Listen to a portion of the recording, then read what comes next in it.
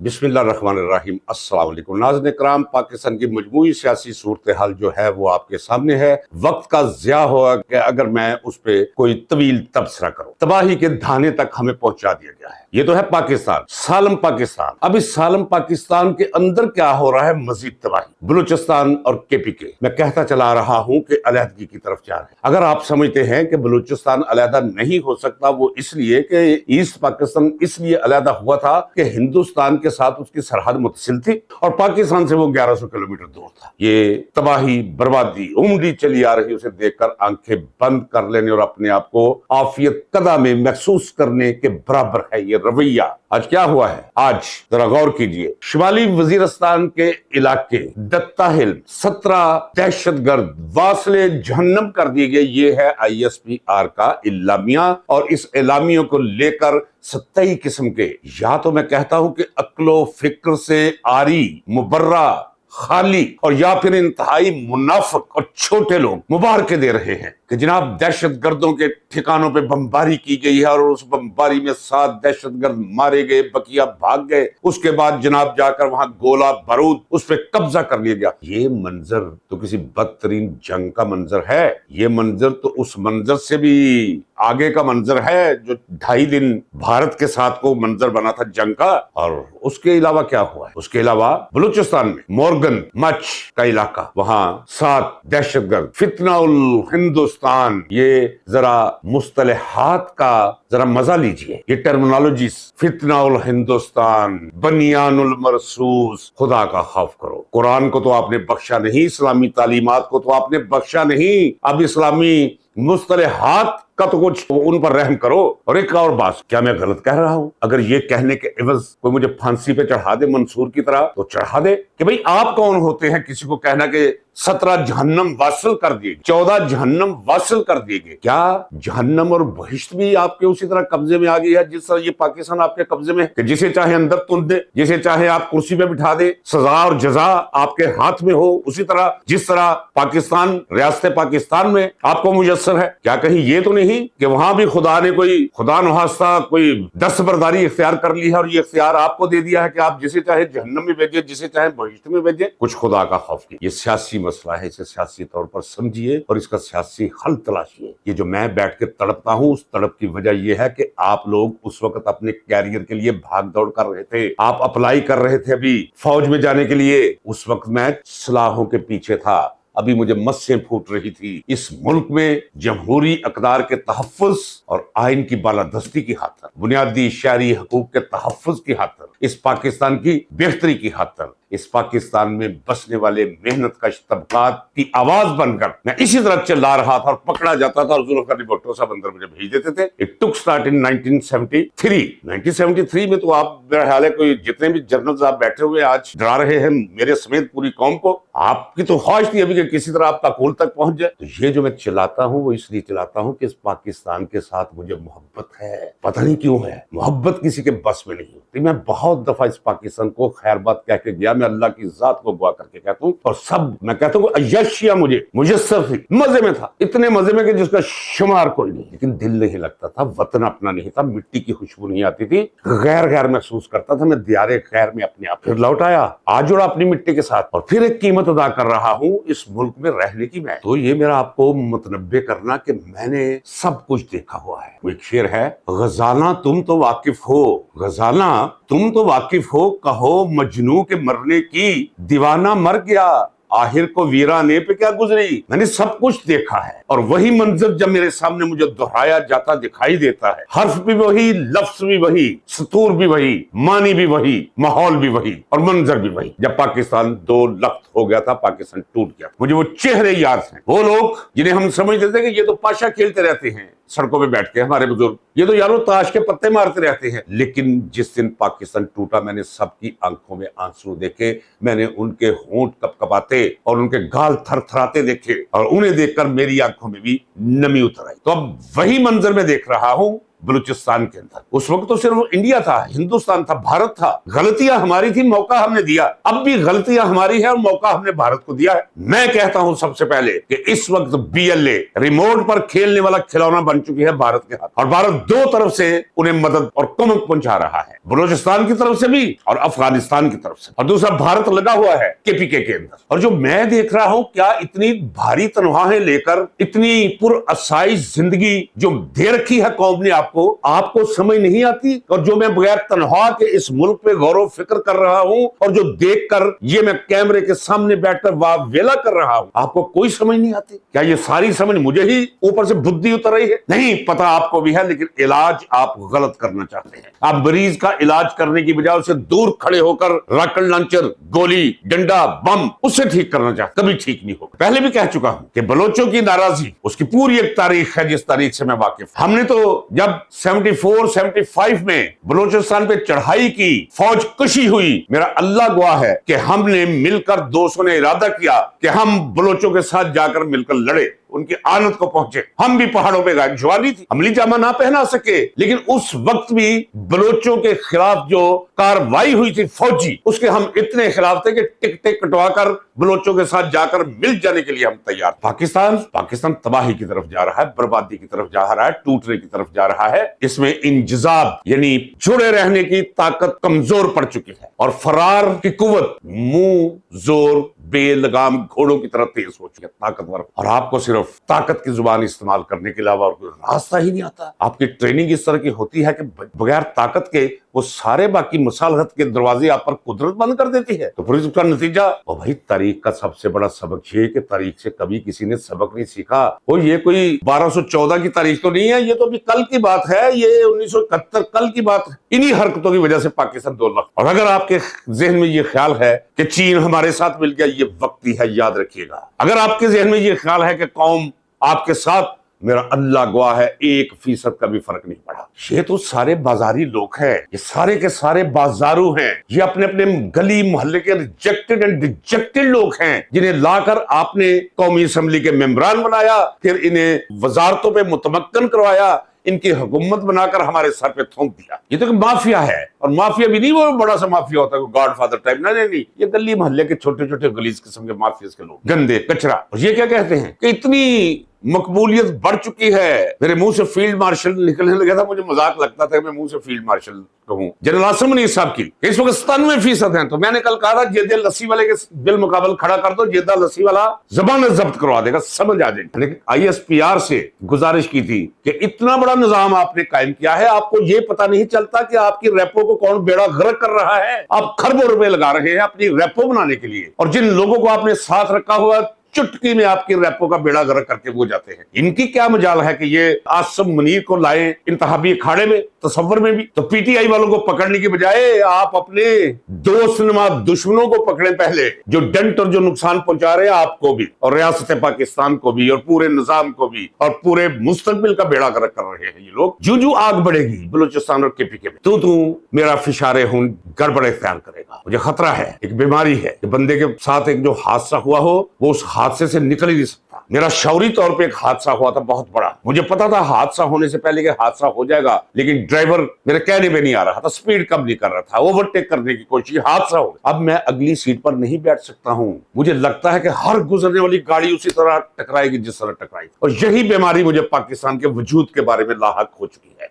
इसलिए मैं चिल्लाता हूं, चीखता हूं, कुछ खुदा का खौफ कीजिए, कुछ भी नहीं बचेगा। एक तरफ मुल्क की ये सूरत हाल जिसका मैंने अजमाली नक्शा खींचा है, इस पर बोलूं तो जब तक मुझे नींद ना आए मैं आंखें बंद कर और अपने कान बंद करके बोलता चला जा सकता, लेकिन ये व्लॉग है, लोग भाग जाते, लोगों को आदत पड़ चुकी है टिकटॉक देखा कीजिए, सुना कीजिए, समझा कीजिए। नाज़रीन इकराम, एक तरफ तो ये सूरत हाल है, और दूसरी तरफ जरा ये देखिए कि इमरान खान ये जानते हुए, और अगर मैं जानता हूं, अगर आप जानते हैं कि 90% अवाम, मैंने कभी इस तरह किसी सियासी लीडर के साथ नहीं देखी। आप यकीन जानिए नाज़रीन इकराम, मैं अल्लाह की जात को गवाह करके कहता हूँ, जुल्फ़िकार अली भुट्टो बहुत मकबूल लीडर, हमें अच्छी तरह याद है, हम सियालकोट से आए थे जलसा सुनने, तो यही मीनारे पाकिस्तान वाली जगह थी, यहाँ जलसा था। तो जुल्फ़िकार अली भुट्टो ने कह दिया कि ये मुझ पर इल्जाम लगाते हैं कि मैं शराब पीता हूँ, हाँ जब थक जाता हूँ 2 घूंट पी लेता हूँ, इनका गरीबों का खून तो नहीं पीता। نیچے سے نعرے اسی وقت تحلیق ہو گیا، جی اور پٹو جی دیسی چھڈ بلیتی پی، ایک عجیب تماشا تھا۔ اور 5-7 منٹ کے اندر جو لوگ وہاں موجود تھے وہ اس کی تائید کریں گے، وہ دیکھتے ہی دیکھتے نعرہ مقبول ہو گیا اس مجمع کے اندر نا 2 2.5 3 4 منٹ کے اندر۔ اور پھر ایک ہی آواز تھی، بھٹو کو تقریر نہیں کرنے دے، لوگ مزے لے رہے تھے نعرے لگا کر، جی اور پٹو جی دیسی چھڈ بلیتی پی۔ بڑی مقبولیت تھی، لیکن خدا گواہ ہے ایسی مقبولیت نہیں تھی۔ اس مقبولیت کے ساتھ تقدیس جڑی ہوئی ہے، اس مقبولیت کے ساتھ دنیا داری کم اور روحانی اٹیچمنٹ زیادہ ہے۔ بہت خطرناک مقبولیت ہے عمران خان کی، اپنے لیے نہیں مخالف طبقات کے لیے۔ تاریخ کا شعور رکھنے والے میرے ان جملوں کی ماہیت کو، ان کے اندر چھپے معنوں کو اچھی طرح سمجھ سکتی ہیں کہ اس کی پاپولیرٹی، اس کی قبولیت کے ساتھ، اس کی مقبولیت کے ساتھ ایک تقدیس کا تصور بھی بن گیا ہے جو دن بدن مضبوط ہوتا چلا جا رہا ہے۔ بہت بھاری پڑ جائے گا اگلا منظر جو میں دیکھ رہا ہوں، آپ یقین جانیں، یہ مت کہیے گا کہ کوئی وشفل یہ وہ ہے اور پھر مجھے منظر دکھائی دے رہا ہے۔ مجھے کچھ بھی بچتا ہوا اس نوجوان نسل کے ہاتھوں کچھ بھی بچتا ہوا نظر نہیں آتا، دکھائی نہیں دیتا۔ مجھے خوف ٹوٹے گا اور خوف ٹوٹ کر رہے گا کہ 11.5 کروڑ نوجوان ہیں، ہر کوئی بیانک نوجوان ہے، ہر کوئی اندر سے ویسا ہی ہے، باہر سے بھلے آپ کو کیسا نظر آئے۔ یہ جو آنکھ جھپکتے ہی سکرین پہ دھم دھماکہ کر کے آدھا شہر اڑا دیتے ہیں، جو اشارہ کر کے لیزر شو سے 70 بندوں کو زمین پر گرا دیتے، یہ اندر سے وہی۔ اور ان 11.5 کروڑ نوجوانوں کو جب وقت مل گیا، جو جلدی ملنے والا ہے، تو نسلوں کے نام مٹا کر رکھ دیں گے اگر صورتحال پر اب قابو نہ پایا گیا۔ ایک طرف بلوچستان، ایک طرف KPK، پنجاب کے اندر ایک نفرت ہے جو پل رہی ہے، وہ ایسے پل رہی ہے، ایسے اس کی نگہداشت ہو رہی ہے کہ جس طرح یہ برائلر مرغیوں کو پہلے تو چوزا اتنا ہوتا تھا، تو اتنا ہوتے اسے کو 6 مہینے لگتے تھے، اب ایسے کر کے جتنی تیزی کے ساتھ اس خوراک سے بڑھتا ہے، اسی طرح غصہ، غم اور نفرت میں وہ کھاد آپ روز بروز ڈال رہے ہیں کہ وہ بڑھتی چلی جا رہی ہے تیزی کے ساتھ، پھٹ جائے گی۔ یہ میں کہہ رہا ہوں اس پاکستان کے لیے جہاں میری نسلوں نے زندگی گزاری، کیونکہ میری نسلوں کے پاس اب کوئی منطقہ ایسا نہیں، اب تو ویسے ہی دنیا قبول ہی نہیں کرتی کسی دوسرے۔ پوری دنیا کے اندر اب یہ وبا چلنے والی ہے کہ بدیشیوں کا کسی کا کان کٹا ہوگا، کسی کا ناک کٹا ہوگا، کسی کی گردن کٹی ہوگی۔ یہ سلسلہ شروع ہونے والا ہے اگلی دہائی کے اندر۔ یہی رہنا ہے، یہی رہنا چاہیے، لیکن اس جگہ کو محفوظ کرنا ہمارا کام۔ ہم جو حصہ ڈال سکتے ہیں، جو قیمت ادا کر سکتے ہیں اس کی، ہمیں وہ قیمت ادا کرنی چاہیے، اس میں پول کرنا چاہیے ہمیں۔ یہی سمجھ لیجئے کہ اس پاکستان کے لیے جہاں میری نسلوں نے زندگی گزارنا ہے، اس کی حفاظت کے لیے یہ میں اپنا حصہ ڈال رہا ہوں، جو روز کیمرے کے سامنے آ کر بیٹھ جاتا ہوں۔ اور بہت سے کام اس کی وجہ سے میرے پیچھے جا رہے ہیں، اور اگر میں دیکھوں تو مجھے معاشی طور پر بہت بڑا نقصان ہو رہا ہے، لوگوں کو فائدہ ہوتا ہو، بہت بڑا نقصان، اللہ کی ذات کو گواہ کر کے کہتا، لیکن وہ نقصان قبول کرتا چلا اور لگا ہوا اور کچھ نہیں، چلے تو جانا ہے اس دنیا نے، ہر ایک نے، کل علیہ فان، ہر شے فانی، اور وقت گزرتے پتہ نہیں چلتا۔ کم از کم تاریخ کے اس اہم موڑ پہ یہ ریکارڈ تو چھوڑ جاؤں گا آنے والی نسلوں کے لیے، اپنی نسلوں کے لیے، پاکستان کے لوگوں کے لیے، کہ جب سنگ میل یہ تھا تو اس کے پاس کھڑے ہو کر ایک نحیف سی آواز میری بھی نکل رہی، اور وہ کیا تھی؟ اسی کیا تھی سے میری ذات اور میں نے جتنا عرصہ گزارا ہے جیلوں، قلعوں، پھانسی گھاٹ، ایک سیاسی کارکن کی ہے، سیاسی اختلاف کی وجہ اپنے نظریات پر قائم رہنے کے بدلے میں جو میں نے عزیزتیں، مصیبتیں سہی اور سزائے موت تک گیا، اول سے لے کر آخری دم تک، کم از کم یہ تو رہے گا کہ کوئی بندہ اپنے موقف پہ قائم رہا ہے۔ اس نے نہ زندگی میں کبھی پارٹی دیکھی ہے، نہ کبھی کسی لیڈر کو دیکھا ہے، اس نے نہ اپنے غم دیکھے ہیں، نہ اپنے پر ہونے والی زیادتیاں دیکھی ہیں، لیکن جب بھی یہ دیکھا ہے کہ ملک کے ساتھ کچھ لوگ طاقت کے زور پہ برا کرنے کی ڈھیل لے گئے ہیں، تو وہاں آ کر میں کھڑا ہوں۔ اور پھر میں نے یہ نہیں دیکھا کہ اپنے اس شخص کے ساتھ کھڑا ہوا ہوں جس نے ماضی میں میرے مسام پر ظلم کے پہاڑ توڑے، بھول گیا اپنے ملک کے لیے، اپنے وطن کے، اپنے نظریات کے لیے، اپنے سٹینڈ کے لیے۔ آج بھی وہی کچھ کر رہا ہوں۔ کیا لینا مجھے عمران خان سے؟ مجھے کوئی لینا، لیکن میں سمجھتا ہوں کہ یہ شخص ہے جو مقبول ہے، لوگ جس کی آواز پہ کان دھرتے ہیں، اور وہ سچا بھی ہے، اندر سے پاک صاف ہے، انٹرنیشنل سطح پہ اس کی ایک پہچان ہے، اس کا ایک تصور ہے، ایک کانفیڈنس ہے اس کے اندر، ایک ضد ہے، ایک ہٹ ہے، موقع پہ ڈٹ جانے اور کسی صورت اسے سرے منہ انحراف نہ کرنے کی صلاحیت اللہ نے اسے دے رکھی، ویژن بھی ہے، ملک اور قوم کی بہتری کے لیے کچھ نہ کچھ کر جانے کا ایک پاگل پن ہے اس کے اندر، پاگل پن، اسی پاگل پن کی دین خدا اس سے کوئی کام لے گا۔ وہ پاگل پن کے اس مقام پہ، اس بلند سطح پہ کھڑا ہے جہاں فطرت ہتھیار ڈال دیتی ہے اور بندے کے ساتھ چل پڑتی ہے اس کے مقاصد پورے کروانے کے لیے۔ اس لیے میں عمران خان کو سمجھتا ہوں کہ وہ پاکستان کا وہ پاکستان کی امید ہے۔ انہیں عمران خان کو ان کے بالمقابل دیکھ یہ ایک طرف بول براز ہو اور اس کا موازنہ گلاب کے تازہ پھول سے کرنا، یہ موازنہ کرنے والے پہ بھی تو تفی ہونی چاہیے، لہٰذا کوئی موازنہ نہیں اس گند کے ساتھ عمران خان کا۔ یہ گند صاف ہو جائے گا انشاءاللہ العظیم، بہت جلد صاف ہو جائے گا۔ یہ جنہیں آج آپ دیکھ رہے ہیں بڑے طاقتور اور آپ بھی خوف کھا رہے ہیں، یہ آپ کو دھویں کی طرف تحلیل ہوتے اور غائب ہوتے ہوئے دکھائی کہ جتنے پار کاریڈورز میں آپ لوگوں کو دیکھ رہے ہیں جہالت اس وقت پریویل کر، یہ ٹٹر کرنے والے لوگ دیکھیں، اتنے چھوٹے، اتنے سطحی، اتنا کم ظرف عہد ہے جس میں میں سانس لے رہا ہوں جب دیکھتا ہوں ادھر۔ لیکن یہ سزا اب زیادہ نہیں رہا، اس سزا کا عرصہ ختم ہونے، میرا یقین ہے کہ پاکستان کی سیاسی صورتحال بھی بدلنے والی ہے، معاشی بھی بدلے گی۔ جس دن پاکستان کی سیاست سے جھوٹ بولنے کا عمل ختم ہو گیا، سچ بھلے کڑوا ہو، قوم کے ساتھ سچ بولا گیا، تو سمجھ لیجئے کہ اس ملک کی تقدیر سنورنا شروع۔ ابھی کیا ہے؟ ابھی یہ ہے دو ٹکے کے لوگ جو لگے ہوئے ہیں ڈی بی ٹک ٹاکر کو، یہ منصوبہ بابا وہ ایک پرچہ پڑھ کے ٹریننگ کر کے پھر اچھا کیمرہ ادھر مارو، کیمرہ ادھر کرو، کیمرہ ادھر کرو، مجھے ایسے دکھاؤ، مجھے ایسے اور پھر وہ جناب منصوبے آگے اب 100 سے اوپر کراس کرنے والے منصوبے جو روزانہ کے کاغذی منصوبے۔ یہ ایک مذاق ہے، آج کی سیاست مذاق ہے، آپ کے ساتھ بھی اور میرے ساتھ بھی آسمانی مذاق ہے۔ اور دوسرے لفظوں میں یہ بھی سمجھتا ہوں کہ ان لوگوں کی حکمرانی، میرا خیال ہے کہ ان 76 برسوں نے جس نے بھی پاکستان کی دھرتی پر کوئی سیاسی گناہ کیا ہے اور جن لوگوں نے اس گناہ کی سزا بھگتی ہے خاموشی سے، اب یہ اس کی سزا ہے اور بس یہ سزا ختم ہونے کو ہے، یہ میرا دل کہہ رہا ہے، میرا وجدان کہہ رہا ہے۔ ایک بات یاد رکھیے گا ناظرین اکرام، میں بہت کلیئرٹی آف مائنڈ یہ خدا کا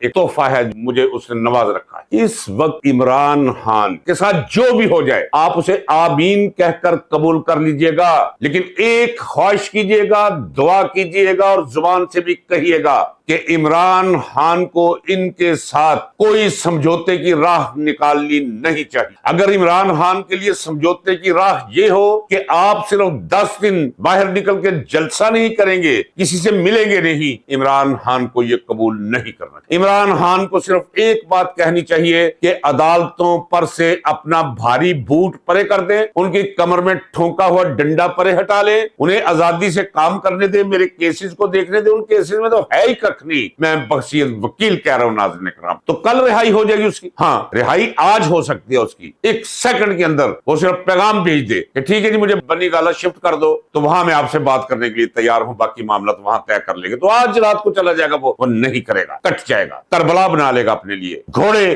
دڑوا لے گا اپنے سر بریدہ لاشے پر، نہیں کرے گا اور نہیں کرنا چاہیے اور نہ آپ کو امید کرنی چاہیے۔ یہ ٹٹر کرنے والے، یہ بدکماش، بدمعاش، یہ سہیل وڑیچ جس کا بک بک سے تنگ آ چکا ہوں میں کہ عمران خان لیڈر نہیں ہے، عمران خان سیاستدان نہیں ہے، وہ پاگل ہے، وہ جنونی ہے۔ فیض نے کہا تھا نا، انہی کے فیض سے بازار عقل روشن ہے، انہی کے فیض سے بازار عقل رونق ہے، جو گاہ گاہ جنو اختیار کرتے رہے۔ یہ جنونیوں کا کام ہے جو دنیا یہاں تک پہنچی ہے۔ ارشمیدس جنونی تھا، ابن خلدون جنونی تھا، نیوٹن جنونی تھا، کوپرنیک جنونی تھا، راجر بیکن جنونی تھا، کہ دنیا یہاں تک پہنچی، انہی کے مجنون پن کی وجہ سے دنیا یہاں تک پہنچی ہے۔ تم جیسے سہیل وڑیچ ماں سوا کھانے کے اور واش روم میں بدبو پھیلانے کے، جن کی زندگی کا مطلب نظر ہی اور کچھ نہیں، اور یہاں پھر پیسوں سے جیبیں بھرنے اور بینک بھرنے، لے گا نا ساتھ جب مرو گے، اللہ زندگی دے خضر جیسی، اسی طرح کی لعنت امیز زندگی ہوگی اگر عمر خضر بھی پالو، خضر کی طرح جیو، لیکن جب بھی جاؤ گے